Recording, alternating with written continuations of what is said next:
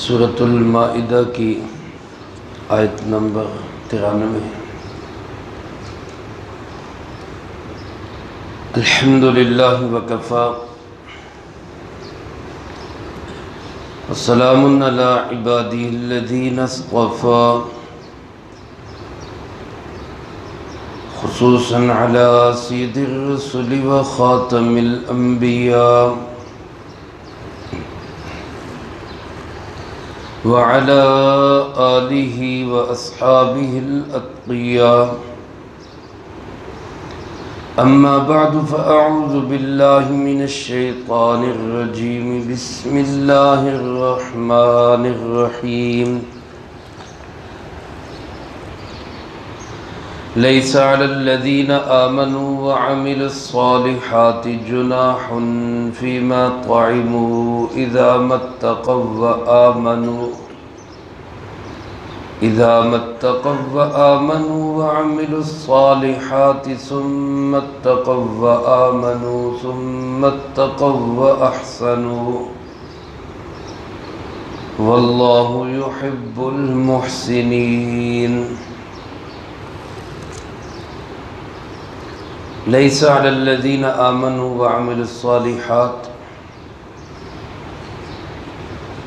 نہیں ہے ان لوگوں پر جو ایمان لائے اور اچھے اعمال اختیار کیے، جناح کوئی حرج، فیما طعموا اس میں جو وہ پہلے کھا پی چکے، اذا ما اتقوا وآمنوا وعملوا الصالحات جبکہ انہوں نے تقوی اختیار کیا اور ایمان لائے اور اچھے اعمال اختیار کیے، ثم اتقوا وآمنوا پھر تقوی اختیار کیا اور ایمان لائے، ثم اتقوا واحسنوا پھر تقوی اختیار کیا اور محسن بنے، واللہ یحب المحسنین اور اللہ پاک محسنین سے بہت محبت کرتے۔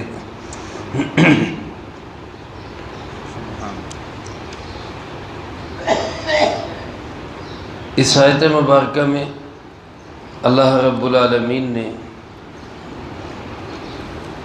لوگوں کے دلوں میں پیدا ہونے والے ایک اشکال اور سوال کا جواب دیا ہے۔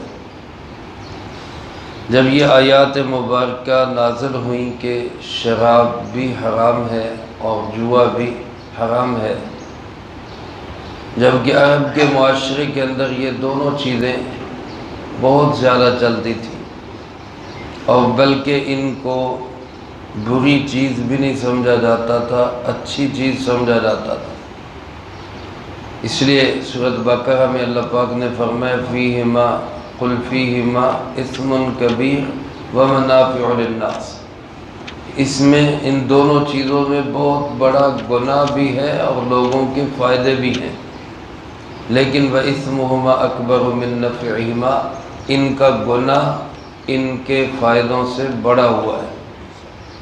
تو عرب کے لوگ ان کو نفع مند چیز سمجھ کر بہت استعمال کرتے تھے، جوئے کو بھی اور اسی طرح شراب کو بھی۔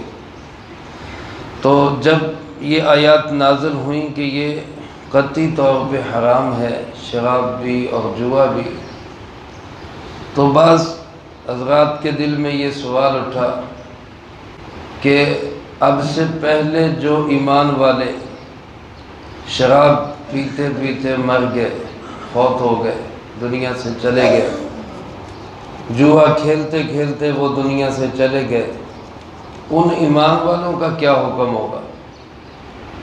کیونکہ پہلے تو حرام نہیں تھی تو ظاہر ہے لوگ پیتے تھے اور اس دوران بہت سارے حضرات فوت بھی ہوئے ہوں گے، تو پھر ان کے متعلق کیا حکم ہوگا؟ یہ اشکال ایسا ہی اشکال ہے جیسا کہ تحویل قبلہ جب ہوئی، یعنی قبلہ کو بدلا گیا، پہلے بیت المقدس کی طرف رخ کر کے نمازیں پڑھتے تھے، تقریباً 17 ماہ کے بعد حکم ہوا کہ اب بیت اللہ کی طرف رخ کر کے نمازیں پڑھی جائیں۔ ایک مسجد میں آپ نماز پڑھا رہے تھے، اس مسجد میں نماز کے دوران یہ حکم آیا، 2 رکعتیں بیت المقدس کی طرف رخ کر کے پڑھی گئیں، باقی 2 رکعتیں بیت اللہ کی طرف رخ کر کے پڑھی گئیں۔ اسی لیے اس مسجد کو مسجد القبلتین کہتے ہیں۔ وہاں اب بھی یہ نشان میں موجود ہے، دونوں دیواروں پہ محراب کا نشان بنا ہوا ہے۔ اللہ پاک ہم سب کو اس کی زیارت کی توفیق نصیب فرمائے۔ تو یہ جو حکم آیا کہ بھئی اب بیت اللہ کی طرف رخ کر کے نماز پڑھو، تو تب بھی سوال یہ اٹھا کہ جو نمازیں بیت المقدس کی طرف منہ کر کے پڑھی گئی، ان نمازوں کا کیا حکم ہے؟ یا جو اس دوران فوت ہو گئے ان کی نمازوں کا کیا حکم ہے؟ تو اللہ پاک نے وہاں یہ ارشاد فرمایا، وَمَا كَانَ اللَّهُ لِيُضِيعَ إِيمَانَكُمْ، اللہ تمہارے ایمان کو یعنی تمہاری نمازوں کو ضائع نہیں کرے گا، کیونکہ مقصد تو اطاعت ہے، فرما برداری ہے، بات کو ماننا ہے۔ جب جس انداز سے حکم دیا جائے اسی انداز سے حکم پورا کرنا، یہی اصل بندگی ہے۔ تو جب تک شراب جوا اس کی قطعی حرمت نازل نہیں ہوئی تھی تو کسی نے استعمال کی، کسی نے پی، کسی نے جوا کھایا تو کوئی مسئلہ نہیں۔ اللہ رب العالمین کی طرف سے حکم ہی نہیں آیا تو پھر وہ کیسے گناہ گار ہوں گے؟ اور جب حکم آ گیا پھر اس حکم آنے کے بعد نہ ماننا، یہ ہے اصل جرم۔ جب اللہ کی طرف سے قطعی حرمت کا حکم آ گیا، اب کوئی بندہ کہے جی نہیں جی پہلے ایسے کرتے تھے تو اب بھی ایسے ہی کریں گے، اب وہ اس میں جو ہے چوں چرا کرے، تو یہ مجرم ہے۔ جو پہلے ان چیزوں کو استعمال کرتے رہے، اللہ پاک فرماتے ہیں لیس علی الذین آمنوا وعملوا الصالحات جناح، ایسے ایمان اور اعمال صالحہ والوں پہ کوئی جرم نہیں ہے، کوئی ان کا حرج نہیں ہے اگر وہ ان چیزوں کو استعمال کرتے کرتے دنیا سے چلے بھی گئے تو کوئی مسئلہ نہیں، کیونکہ اللہ پاک کی طرف سے حکم ہی نہیں آیا تھا۔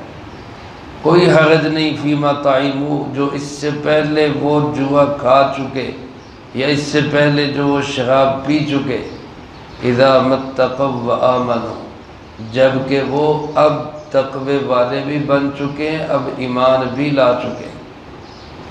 گزشتہ درس میں بھی عرض کر چکا ہوں، جب یہ حکم آیا تو کیسے صحابہ اکرام رضی اللہ تعالیٰ عنہم مجمعین نے اس حکم کی تعمیل کی، کس طرح اس حکم کو مانا کہ شراب کے مٹکے توڑ دیے، جام توڑ دیے، منہ میں لے کے گئے ہوئے کو بھی کلی کر دی، جو حلق میں اتاری ہوئی تھی اس کو بھی کر دیا کہ اب اس کا ایک قطرہ اور ایک گھونٹ بھی ہمارے پیٹ میں نہیں جانا چاہیے۔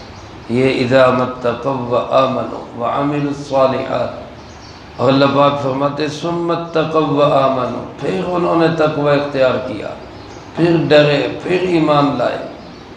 تقوی اور اللہ کا خوف اور ڈر، اس کا نتیجہ کیا ہے کہ انسان مومن بنے، ایمان والا بنے۔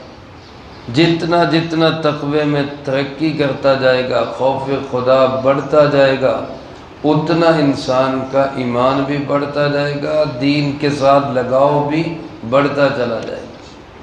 اور جتنا تقوی میں، ڈر میں، خوف خدا میں کمی آتی جائے گی، اتنا ایمان میں بھی کمی آتی جائے گی، دین سے لگاؤ میں بھی کمی آتی جائے گی۔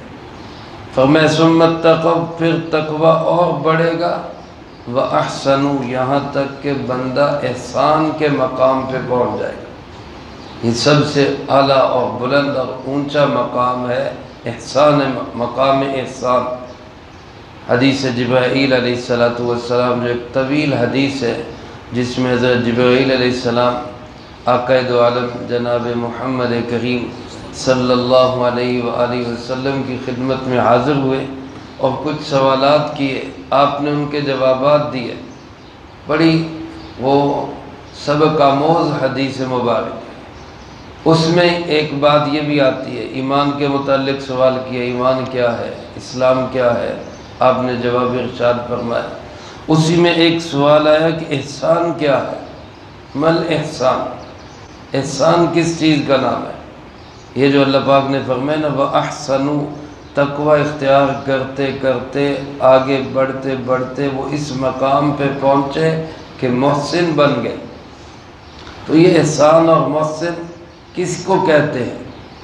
اللہ کے محبوب علیہ السلام نے ارشاد فرمایا کہ احسان یہ ہے ان تعبد اللہ کأنک تراہ، اللہ کی عبادت اس طرح کرو کہ گویا تم خود اللہ کو دیکھ رہے ہو، یہ مقام تمہارا بن جائے۔ اور فرمایا فَإِن لَّمْ تَكُن تَرَاهُ فَإِنَّهُ يَرَاكَ، اگر تم اللہ کو نہیں دیکھ پا رہے تو کم سے کم یہ کہ وہ اللہ مجھے دیکھ رہا ہے، یہ مقام تو حاصل ہو جائے۔ ہمارے شیخ، میرے مرشد حضرت مفتی عبدالستار صاحب، اللہ ان کی قبر پہ کروڑوں رحمت نازل فرمائے، وہ فرمایا کرتے تھے کہ یہ دو جملے نہیں ہیں، ایک ہی جملہ ہے، اور دوسرا جملہ پہلے جملے کی تعلیل اور علت ہے۔ ہمیں ایک جملہ کیسے ہے کہ مقام یہی ہے کہ یہ مقام حاصل کرے بندہ کہ میں اللہ کو دیکھ رہا ہوں، میں اللہ کو دیکھ رہا ہوں، اور دلیل اس کی یہ ہے، تعلیل اس کی یہ ہے، علت اس کی یہ ہے کہ اللہ مجھے دیکھ رہا ہے۔ جب اللہ ہر وقت دیکھ رہا ہے تو یہ مقام بھی بندہ حاصل کرے کہ میں بھی اللہ کو دیکھ رہا ہوں۔ ہمارے بزرگوں میں حضرت مولانا فضل الرحمان صاحب گنج مراد آباد کے علاقے میں ہندوستان میں حضرت شیخ کے حضرت تھانوی رحمۃ اللہ علیہ کے بھی شیخ تھے، وہ فرماتے ہیں جب میں سجدہ کرتا ہوں تو مجھے یوں محسوس ہوتا ہے کہ میں نے اللہ کے قدموں میں سر رکھ دیا، اللہ کے قدموں میں سر رکھ دیا، یہ کیفیت بن جاتی ہے۔